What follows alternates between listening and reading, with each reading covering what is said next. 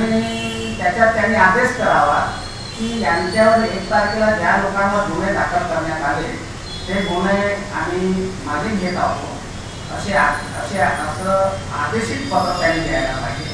ते पत्र आम्ही कोर्टामध्ये सादर करू, जेव्हा चार्जशीट देऊ तेव्हा ते पत्र सादर करू आणि तेव्हा कोर्टातून गुन्हे ते खारिज होतील। हा एक त्याचा नियम आहे, परंतु शासनात हे सुद्धा केलं आहे। याचा अर्थ असा आहे की राज्य सरकार आणि इथलं शासन प्रशासनानं पोटांच्या भावनेची खिळवाड केलेली आहे, त्यांच्या भावना पुन्हा दुखावल्या आहेत। आज पावसाचे दिवस आहेत, मोठमोठे खड्डे आहेत, पाऊस त्या ठिकाणी जमा होत आहे, खूप दुर्दशा झाली आहे देशामध्ये, खूप दुर्दशा करण्यात आलेली आहे। म्हणून या शासन प्रशासनाच्या विरोधात आणि डॉक्टर बाबासाहेब आंबेडकर स्मारक समिती त्या खोट्या पत्राच्या विरोधात 20 तारखेला 20 जुलैला आम्ही संविधान चौकामध्ये 1 दिवसीय धरणं आंदोलन करणार आणि काही दीक्षाभूमी दक्षता समिती तर्फे आहे आणि दीक्षाभूमी दक्षता समिती ही जे स्मारक समिती आहे आणि शासनाच्या जो प्लान आहे दीक्षाभूमीच्या विकासाचा जो प्लान आहे त्या प्लॅनला सहकार्य करण्यासाठीच आहे आणि यामध्ये संपूर्ण आंबेडकरी जनता हे या समितीमध्ये समाविष्ट आहे।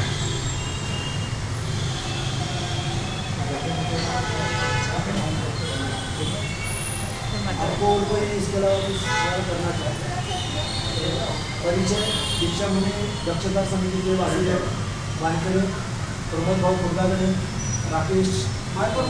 दीक्षाभूमि दक्षता समिति 2 तारीख से जो बन चुकी है, उसके लिए कुछ नवरत्न तैयार हो चुके हैं नागपुर में, जो निरंतर अपने काम साइड करके ये काम कर रहे हैं, क्योंकि दीक्षाभूमि इंटरनेशनल है, बड़े साल में भी होना है जागतिक।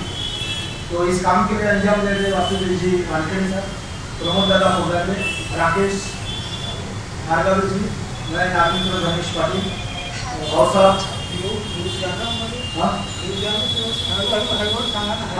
तुम्ही सूचना नाव आहे सर याच्यामध्ये आहे खाली नाव आहे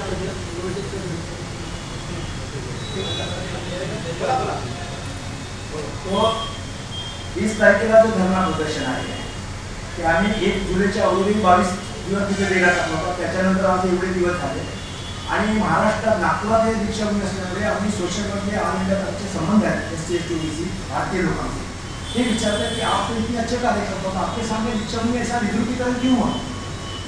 तो उनको क्या जवाब देंगे? इसलिए शासन प्रशासन ने जल्दी निर्णय चाहिए। हम सौंदर्यकरण के खिलाफ नहीं, हम विस्तार करना चाहते हैं। ये लोग काम करके ऐसा करना चाहते हैं गोलबल दीक्षाभूमि, इसका विरोध। इसलिए 20 तारीख को बहुत कुछ जानकारी मिलेगी, वहाँ पर पत्रकार जरूर पहुँचे। सरदार चौक में 10 बजे कार्यक्रम चालू होगा। हमारे महिला प्रतिनिधि एडवोकेट ज्योति वंतर, हमारे किरण गौरखेड़े, इंटरनेशनल स्पोर्टर समुद्र वाली अंजलि कटिया, दिलीप दादा फुलचरे, भाव साहब जी, किशोर मीणा जी और मैं नागपुर धनेश पाटिल। और भी पानी के कारण साथी नहीं आ सकते, लेकिन सारे साथी हमारे सरदार चौक में आपको दिखेंगे।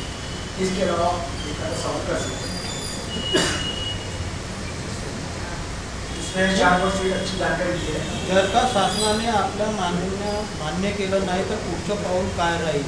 ऐसा है कि 1 तारीख को हमने पार्क में घोषित किया, पार्क में हमारा शनिवार को 20 तारीख को है और पत्रकार साहब जो सवाल करते हैं, हमारे नागपुर शहर में 8 से 10 लाख उद्योग जाता है, विदर्भ में पूरे महाराष्ट्र में 8 से 10 लाख लोगों का महामोर्चा नागपुर में निकल सकता है दीक्षाभूमी बचाने के लिए।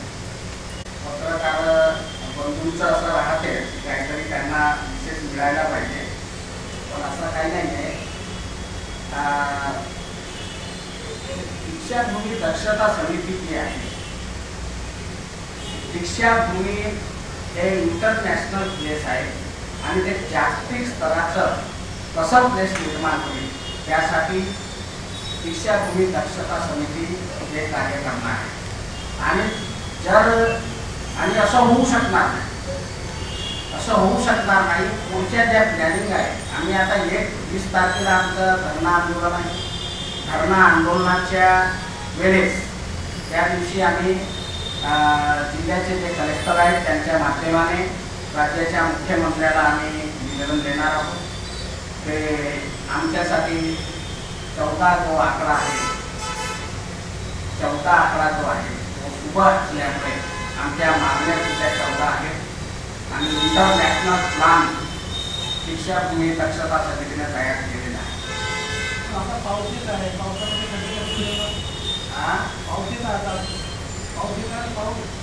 पावसामध्ये खड्डे कसे बुजवणार? पाणी साठे असेल ना,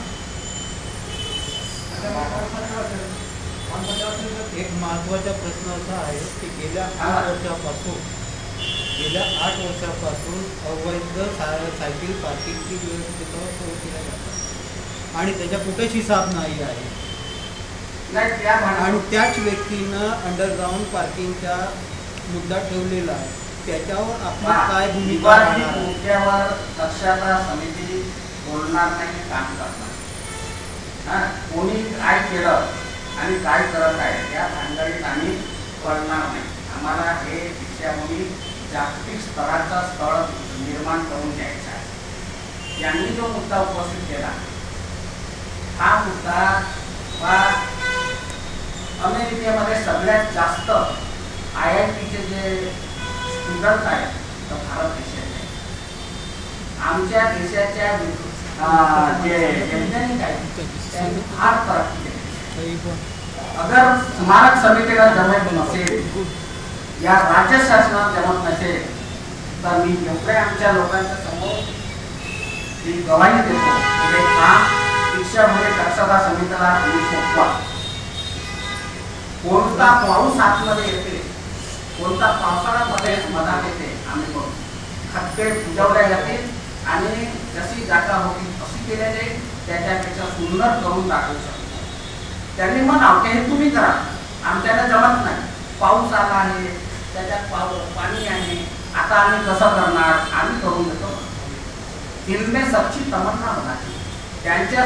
अगर शासन प्रशासनामध्ये आणि इथल्या जे स्मारक समितीचे लोक आहेत त्यांच्या मनामध्ये जर पवित्र भावना असेल दीक्षाभूमीचा विकास करण्याची, तर त्यांनी प्रामाणिकपणे ते काम ताबडतोब सुरू करायला पाहिजे. आणि 1-2 ट्रक दाखवायचे नाही म्हणा. त्या ठिकाणची माती हे पवित्र माती आहे. आमच्या विवादाचा मुद्दा तर अगोदर तोच आहे, नाही का मॅडम? आपल्या विवादाचा मुद्दा तोच आहे की त्या मातीला येणारी जनता आपल्या कपाळाला लावते. तुम्ही ते माती, पवित्र माती कुठे नेऊन टाकली ते पाहिजे. आणि त्याच्यानंतर ते किती आणू शकता, नाही आणू शकता, तरी सुद्धा तुम्ही युद्ध स्तरावर काम करायला पाहिजे. काय होऊ शकत नाही. अरे मी आताही तुमच्या आपल्या आडव्या उपलवाडीचा जो पूल आहे तिथे किती वर्षापासून पाणी बघतो तर तिथे पाणी साचते. पण कामठीमध्ये एक अंडरग्राऊंड ब्रिज बनवलं त्याच्यापेक्षा मोठा, तिथे पाणी साचत नाही. आपल्या इकडच्या सायन्सनं खूप प्रगती केलेली आहे. हा मुद्दा जो आहे हा आमच्या पेवरचा नाही, हा मुद्दा स्मारक समितीच्या आणि शासनाच्या समर्थनातला मुद्दा. ज्या उद्देशाने हे संघर्ष सुरू आहे त्या उद्देशाला तुम्ही पाहिजे का? त्या उद्देशाला तुम्ही अनुसरून आहे का? म्हणजे कोणता? ज्या उद्देशाने हे संघर्ष भेटलेला आहे, संघर्ष सुरू आहे, त्या उद्देशाला तुम्ही पूर्तता करणार पुढे? हो, आणि त्यासाठी